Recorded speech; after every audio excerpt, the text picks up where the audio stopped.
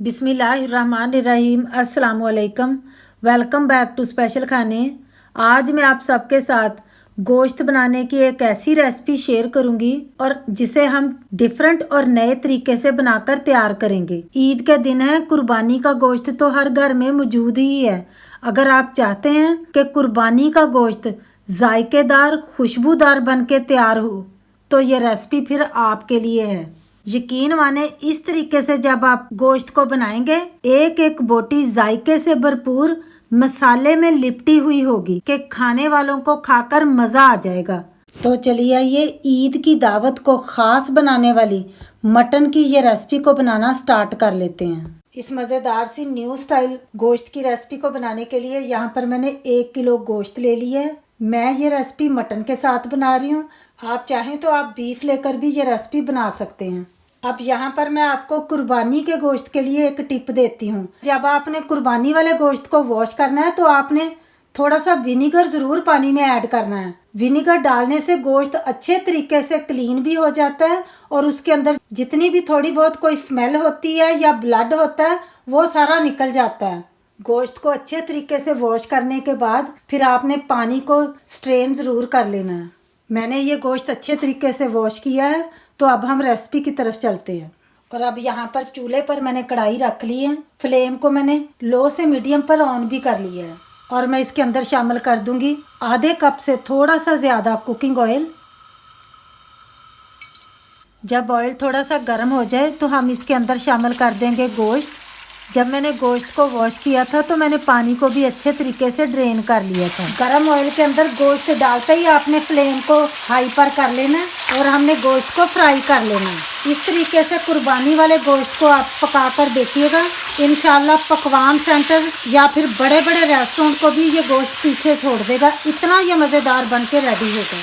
जब हम इस तरह गोश्त को फ्राई कर लेते हैं, सारा इसका जो मॉइस्चर होता है वो सील्ड हो जाता है, अंदर ही रह जाता है। तो फिर गोश्त ना तो ड्राई बनता है और ना ही सूखा रूखा सा बनता है, बल्कि बहुत ज़्यादा मॉइस्ट बनता है।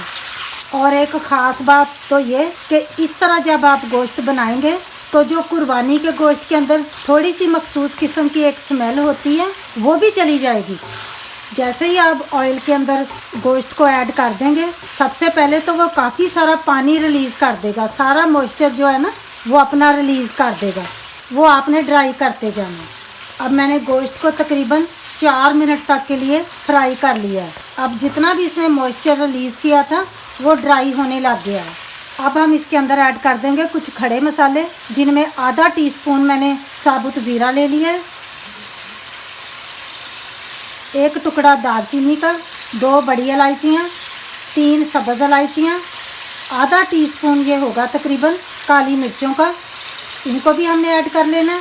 और 4 मैंने लौंग ले लिए, इनको भी हमने ऐड कर लेना है। कुर्बानी का गोश्त स्पेशल होता है तो हम स्पेशल वे ही उसको तैयार करेंगे। किस्मत वाले वो लोग होते हैं जिनके घरों में माशाल्लाह से कुर्बानी होती है। अल्लाह ताला हर किसी को कुर्बानी देने की तौफीक दे।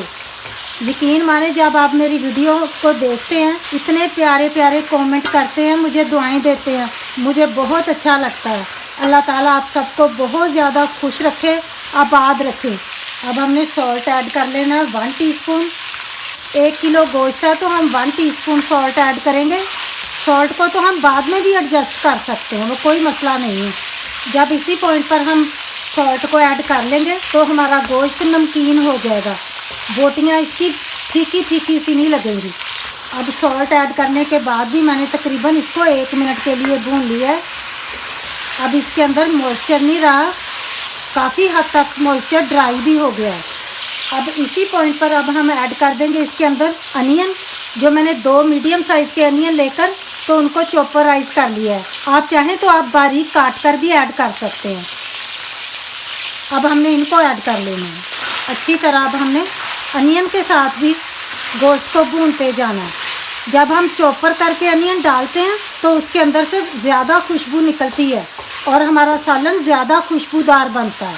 कुर्बानी का गोश्त होगा तो मैं आपको यही एडवाइस दूंगी कि आप चॉपराइज करके डालिएगा अनियन।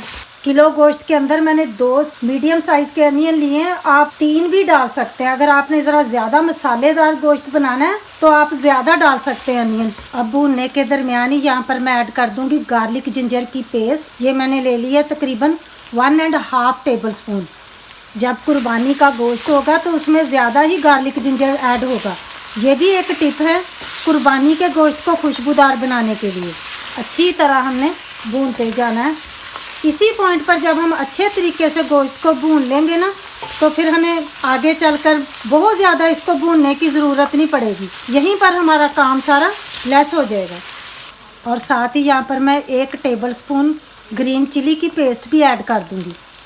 अच्छी तरह हमने भूनते जाना है ताकि हरी मिर्चों की भी खुशबू निकल आए, कच्चापन चला जाए। जैसे मैं स्टेप बाय स्टेप ये रेसिपी आपको दिखा रही हूँ ना, बस आपने इसी तरीके से बनाना है अपने घर में गोश्त। इंशाल्लाह फिर आपका दिल खुश हो जाएगा। अब जब गार्लिक जिंजर और ग्रीन चिली की पेस्ट अच्छे तरीके से फ्राई हो जाए, खुशबू छोड़ दे और उनमें से कच्चापन चला जाए, तो फिर हम ऐड कर देंगे 2 अदद टमाटर जिनको मैंने बारीक सा काटा हुआ है, रफली ही काटा है। इनको हमने ऐड कर लेना है। अब टमाटर डालने के बाद मैं इसके अंदर ऐड कर दूंगी 1 teaspoon chilli powder. Chilli powder आपने अपने टेस्ट के हिसाब से कम या ज़्यादा डाल लेना है। और 1/2 टीस्पून से थोड़ी सी कम मैं हल्दी भी शामिल कर दूंगी। बस अभी यही मसाले डालेंगे और सालन को भूनते जाएंगे। बस अब हमने हल्दी और मिर्चों को डालकर भी तकरीबन 2 से 3 मिनट के लिए भून लिया है गोश्त को। अब मिर्चों में भी कच्चापन नहीं रहा और ये जो टमाटर हमने ऐड किए थे ये भी थोड़े सॉफ्ट होना स्टार्ट हो गए हैं। तो बस अब हमने गोश्त को गलाना है। तो गोश्त को गलाने के लिए हमें पानी ऐड करना है। तो यहाँ पर मैं ऐड कर दूँगी 1.5 कप पानी, क्योंकि यूके के अंदर गोश्त बहुत जल्दी गल जाता है। अगर बहुत ज़्यादा पानी मैं डाल लेती हूँ तो फिर वो गोश्त बहुत ज़्यादा सॉफ्ट हो जाता है। आप चाहें तो पानी ऐड करने के बाद आप इसको प्रेशर कुकर के अंदर भी डालकर गोश्त को गला सकते हैं, लेकिन मैं इसको इसी तरीके से पकाऊंगी। अब पानी ऐड करने के बाद देखें पानी में उबाल आना स्टार्ट हो गया है। अब हमने फ्लेम को लो पर कर लेना है और हमने कवर कर लेना है और हमने गोश्त को उतनी देर पकाना है कि ये फुली गल जाए। अब माशाल्लाह से गोश्त को गलते हुए तकरीबन आधा घंटा हो गया। मैंने 1-2 दफ़ा बीच में चला भी दिया था कि कहीं गोश्त नीचे लगने ना पाए। अब हमने गोश्त को चेक कर लेना है कि ये गल चुका है। थोड़ा सा मैं बोटी के ऊपर ठंडा पानी डाल लूँगी क्योंकि ये बहुत ज़्यादा गर्म है। यहाँ पर देखिए माशाल्लाह कितना अच्छा गोश्त गल चुका है। अब हमने गोश्त को तो अच्छे तरीके से पहले से ही भून लिया है। फ्लेम को मैंने लो से मीडियम पर कर लिया है फिर से। और अब हम इसके अंदर ऐड कर देंगे दही। ये तकरीबन हमने ले लेना है 3 से 4 टेबल स्पून। दही को मैंने फ्रिज में से निकाल कर पहले से ही रूम टेम्परेचर पर कर लिया था। एकदम से फ्रिज का ठंडा दही निकाल कर हमने ऐड नहीं करना, थोड़ा सा उसको रूम टेम्परेचर पर रख लीजिएगा। अब हमने इसको दही डालने के बाद थोड़ा सा भून लेना है ताकि दही का जो पानी है वो ड्राई हो जाए। और इस पॉइंट पर अब हम इसके अंदर ऐड कर देंगे भर के 1 टीस्पून पिसा हुआ धनिया, सूखा धनिया। ये इस पॉइंट पर ही हमने ऐड करना है क्योंकि जैसे कुर्बानी का गोश्त पकने के बाद थोड़ा सा डार्क हो जाता है, लेकिन अगर हम धनिया बाद में ऐड करते हैं तो वो गोश्त डार्क कलर में नहीं आता। इसी तरह गोश्त का कलर फ्रेश ही रहता है। ये भी इस गोश्त के सालन की एक ख़ास टिप है। और हाँ, यहाँ पर अब लास्ट में हमने ऐड कर लेना है गरम मसाला। ये होममेड गरम मसाला है, 1/2 टीस्पून मैंने लिया है। इस गरम मसाले के अंदर मैंने जायफल और जवत्री भी डाली हुई है। 2 मैंने हरी मिर्चों को काट लिया था, थोड़ा सा बड़ा ही रखा है मैंने, बारीक नहीं काटा। और ये मेरे पास पतली सी 4-5 लाल मिर्चें भी हैं, ये तीखी बिल्कुल भी नहीं है। इनको हमने ऐड कर लेना है। बस हल्का सा ही हमने भूनना है क्योंकि हमने दही डाला है। दही भी हमने गोश्त को गलाने के बाद ही डालना है ताकि ग्रेवी थोड़ी सी सॉफ्ट रहे और जायकेदार रहे। अब यहाँ पर अगर आपने थोड़ी सी सॉफ्ट ग्रेवी रखनी है तो फिर आपने यहाँ पर 1/2 गिलास पानी का ऐड कर लेना है। लेकिन कुर्बानी के दिनों में गोश्त थोड़ा सा इसी तरह भुना हुआ सा ड्राई सा ही अच्छा लगता है। सॉल्ट को मैंने चेक किया तो मुझे थोड़ा सा कम लग रहा था, तो 1/4 टीस्पून मैं मज़ीद सॉल्ट ऐड कर रही हूँ। आपने भी चेक कर लेना, कम लगे तो ऐड कर सकते हैं। सॉल्ट ज़्यादा हो जाए तो फिर कोई हल नहीं है, लेकिन कम हो तो हम उसको एडजस्ट कर सकते हैं। फ्लेम को मैंने बिल्कुल दम की आंच पर कर लिया है। सालन हमारा रेडी हो चुका है। थोड़ा सा मैंने धनिया वॉश करके तो काट के रखा हुआ था, इसको हमने ऐड कर लेना है। और साथ ही मैंने जूलियन कट में थोड़ा सा फ्रेश अदरक ले लिया है, इसको भी हमने ऐड कर लेना है। इस गोश्त की रेसिपी को आप एक बार नहीं बार बार बनाएंगे, ये मेरी गारंटी है। अब हमने फ्लेम को कर लेना ऑफ। यकीन माने गोश्त की ये रेसिपी आपके ईद के दस्तरखान का मास्टरपीस बन जाएगी।